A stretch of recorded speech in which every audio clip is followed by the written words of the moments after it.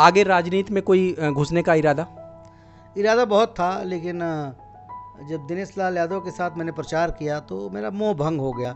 पता नहीं क्यों मुझे ऐसा लगता है कि मैं राजनीति के लिए फिट नहीं हूँ। जी। तो थोड़ी सी एफर्ट में आप ज़्यादा कुछ पा जाते हैं। कुछ लोगों को बहुत मेहनत करनी पड़ती है तब मिलती है, कुछ लोगों को बहुत मेहनत करने के बाद भी नहीं मिलती है। तो मुझे ऐसा लगता है कि हर चीज़, हर मेहनत के साथ, सारी चीज़ों के साथ कहीं ना कहीं लक और। दोस्तों नमस्कार, मैं हूं धर्मेंद्र पांडे और आप देख रहे हैं हमारा एक्सक्लूसिव कार्यक्रम पंचायत। आज हम लोगों की जो टीम है वो निकली हुई है एक फिल्म के सेट पे, और आज इस होटल में हम लोग जिस मेहमान से आपको रूबरू कराने वाले हैं वो किसी पहचान के मोहताज नहीं है। अगर मैं आपको नाम भी ना बताऊं तो भी आप लोग जान जाएंगे कि हमारे साथ इस समय कौन से मेहमान हैं। तो हम लोग सीधे स्वागत करते हैं बतासा चाचा का। भैया बहुत बहुत स्वागत है हमारे चैनल पे आपका। Thank you sir, thank you. तो सबसे पहले हम शुरुआत यही करेंगे जैसा कि हम लोग हर एपिसोड में करते हैं, जर्नी भैया कहाँ से शुरू हुई, कैसे रंगमंच में आना हुआ? एक्चुअली ये ना, मैं ऑडियंस को पता है, इतना बता चुका हूँ जी। मुझे ऐसा लगता है कि इसको 100 जगह तो मैंने इंटरव्यू बताया है। अच्छा। कुछ हैपनिंग पूछिए। अच्छा, ये सब ऑडियंस को चलिए पता है। ठीक है। तो अभी क्या चल रहा है? जैसे कि हमने कई प्रोजेक्ट में सोशल मीडिया के माध्यम से हमने देखा, बनारस के घाट पे आप घूमते हुए पाए गए। तो क्या रहस्य है? क्या अध्यात्म की तरफ तो नहीं मुड़ रहे हैं कि नहीं अब संत बनने जा रहे हैं आप? नहीं, देखिए अध्यात्म की तरफ तो बिल्कुल एकदम रुचि रहती है। अध्यात्म की तरफ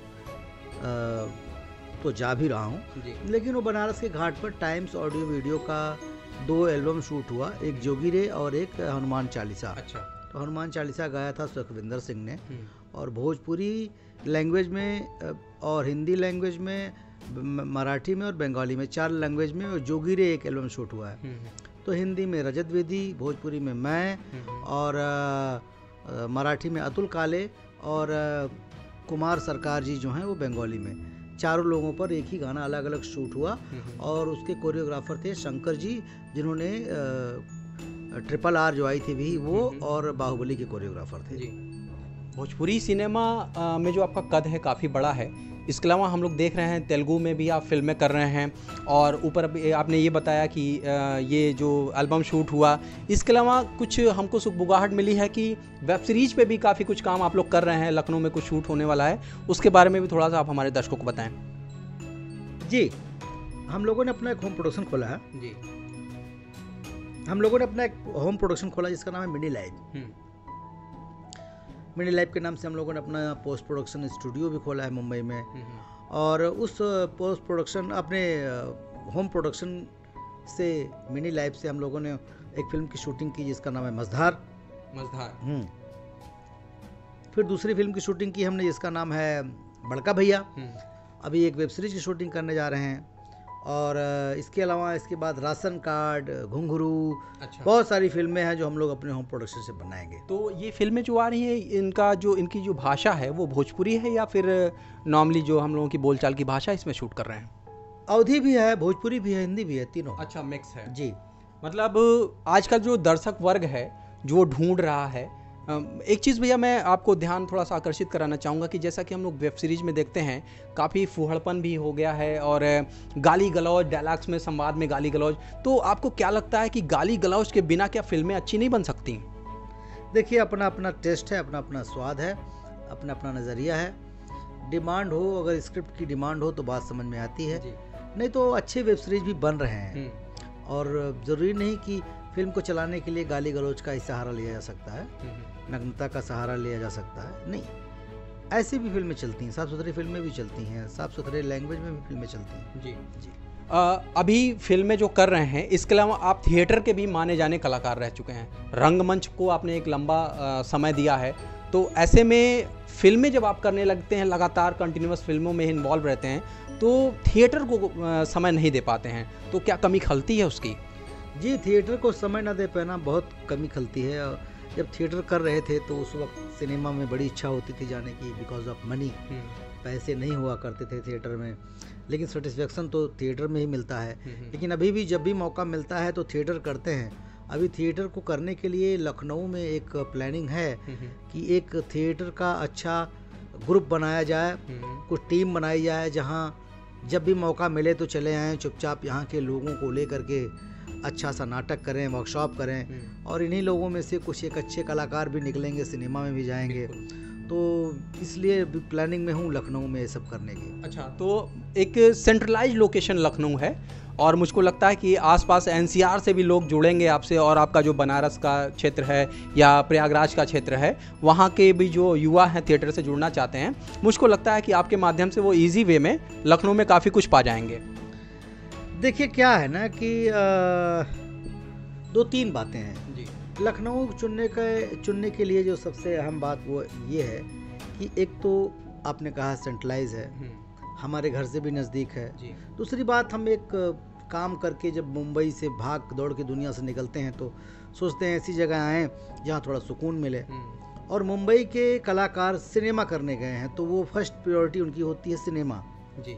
तो वो कोई गया है, उनका किचन भी चलाना है और उनको ऑडिशंस भी देने हैं, तो इसलिए थिएटर के लिए टाइम दे नहीं पाते। ज़्यादातर एक्टर जो होते हैं वो बाहर से थिएटर करके तब मुंबई जाते हैं। लखनऊ में क्या है, यहाँ के लड़के जो होते हैं, यहाँ के जो रंगकर्म करने वाले होते हैं, सिर्फ रंगकर्म ही करते हैं, फिर रंगकर्म करके सीख करके तब आगे की प्रक्रिया पूरी करते हैं जी। तो यहाँ एक्टरों को इकट्ठा करना, रिहर्सल करना, नाटक करना थोड़ा आसान हो जाता है। अच्छा जी। एक चीज़ हमने देखा था सोशल मीडिया के माध्यम से ही कि एक वीडियो आपने जारी किया था। उस वीडियो में आपने अपना गांव का दर्शन कराया था।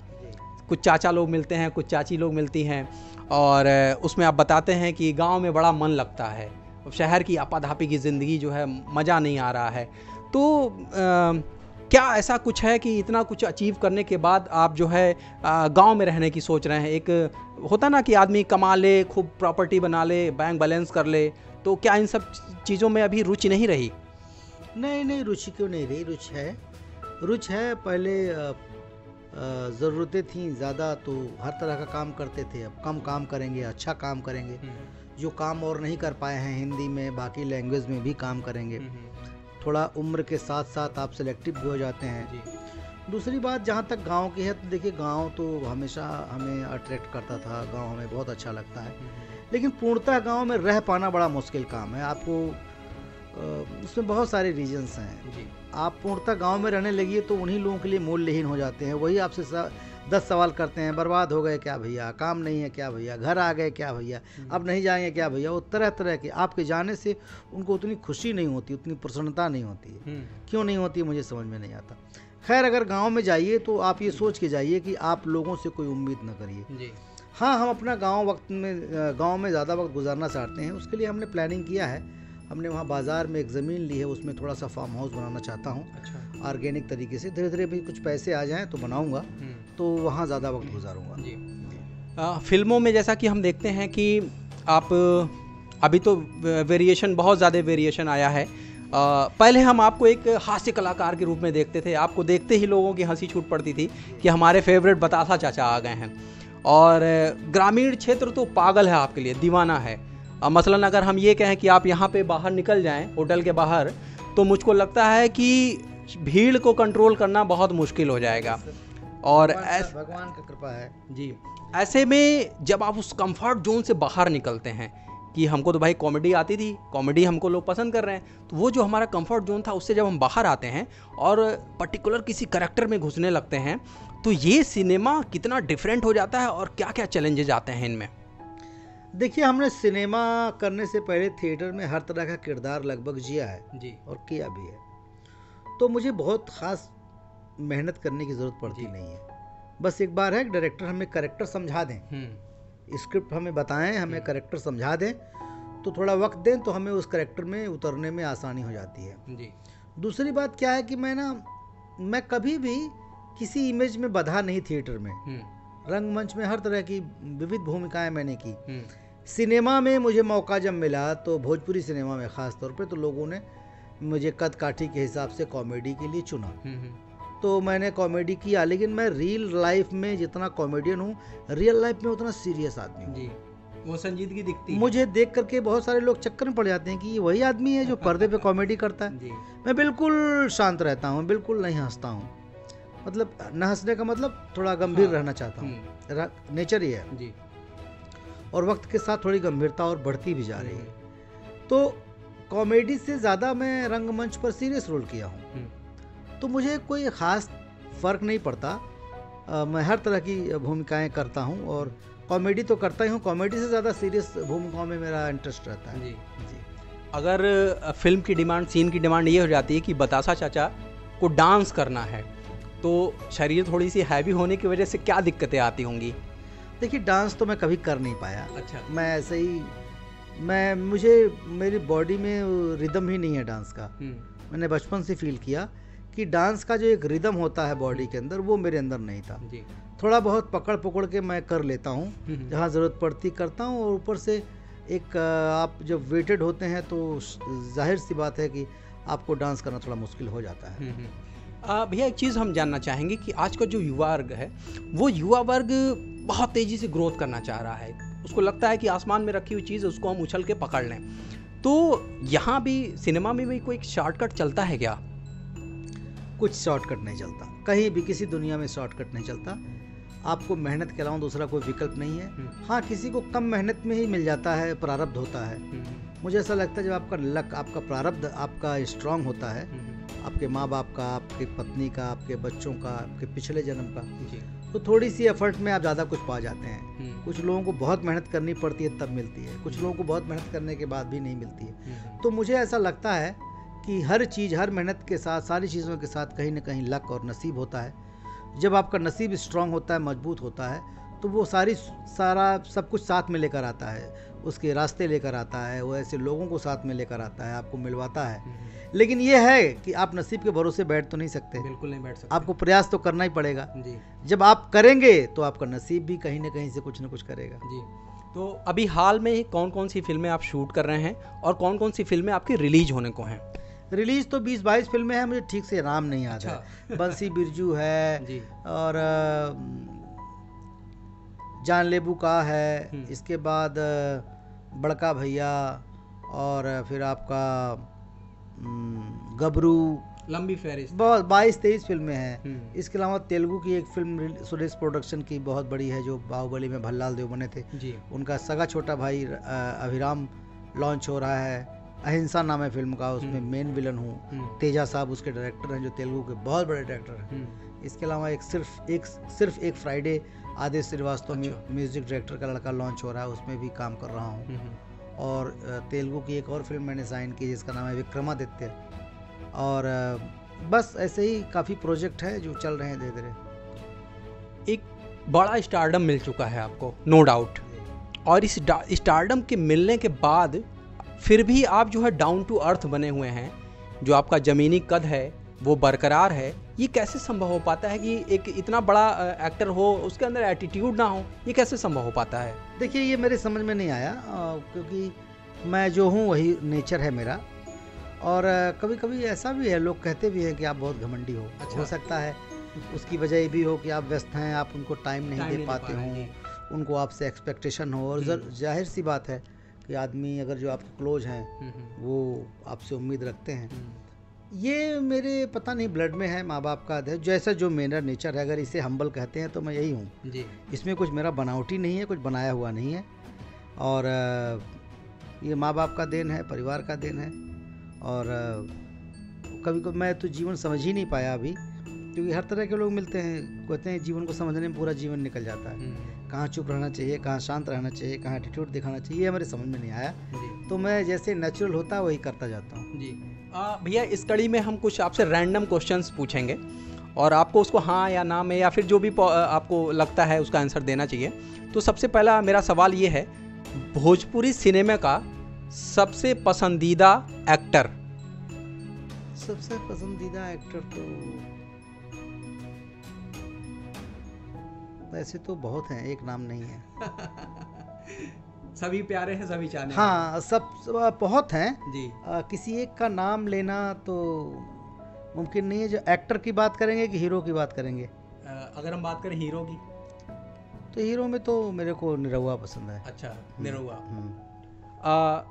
संबंध और पैसा, क्या चुनेंगे? 50-50% दोनों।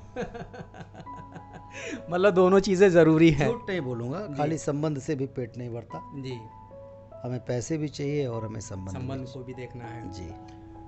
आगे राजनीति में कोई घुसने का इरादा? इरादा बहुत था, लेकिन जब दिनेश लाल यादव के साथ मैंने प्रचार किया तो मेरा मोह भंग हो गया। पता नहीं क्यों मुझे ऐसा लगता है कि मैं राजनीति के लिए फिट नहीं हूँ। पता नहीं आगे क्या हो।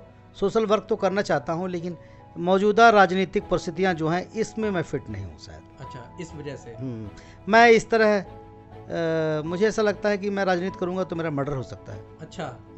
बेबाक बोलना, सच बोलना और गांधीवादी रास्ते पे चलाना, उसमें मैं फिट नहीं हूँ जी। तो आप लोगों ने देखा हमारे साथ बतासा चाचा हैं, और ढेर सारी चीज़ें, ढेर सारी बातें हम लोगों ने आपसे की और जाना कि अभी वर्तमान में आपकी लाइफ में क्या चल रहा है, किन किन प्रोजेक्ट पे आप काम कर रहे हैं। सर के साथ थोड़ा सा समय का अभाव भी है, सर को शूट पे निकलना है। इस कड़ी में हम लोग इस एपिसोड को यहाँ पे वाइंड अप करना चाहेंगे।